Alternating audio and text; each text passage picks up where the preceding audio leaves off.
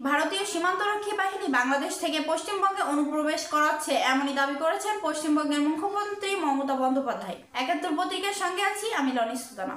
সম্প্রতি ভারতীয় সীমান্তরক্ষী বাহিনীর বিএসএফ বিরুদ্ধে বড়সড় অভিযোগ তুলেছেন পশ্চিমবঙ্গের মুখ্যমন্ত্রী ও তৃণমূল কংগ্রেস প্রধান মমতা বন্দ্যোপাধ্যায়। তিনি দাবি করেছেন পশ্চিমবঙ্গকে অশান্ত করতে বাংলাদেশ থেকে অনুপ্রবেশ করাচ্ছে বিএসএফ এবং সেটি করানো হচ্ছে কেন্দ্রীয় সরকারের মদদে। বৃহস্পতিবার ২ জানুয়ারি রাজ্যের প্রশাসনিক বৈঠকে বাংলাদেশ ইস্যু নিয়ে আলোচনা উঠলে মমতা এমন দাবি করেন। বৈঠকে রাজ্যের পুলিশকে নিয়েও কড়া কথা বলেন মুখ্যমন্ত্রী। তিনি বলেন, রাজ্য পুলিশের একাংশ বিএসএফ এর সঙ্গে অ্যাডজাস্ট করে বাংলাদেশ থেকে অনুপ্রবেশকারীদের বাংলায় ঢোকাচ্ছে।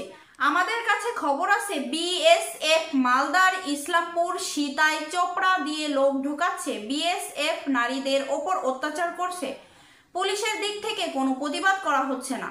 আমি পশ্চিমবঙ্গ পুলিশের ডিরেক্টর জেনারেল ডিজি রাজীব কুমারকে বলবো কোন কোন জায়গা দিয়ে কত লোক বাংলায় ঢুকছে তার তথ্য দিতে, কারণ বর্ডার আমার হাতে নেই।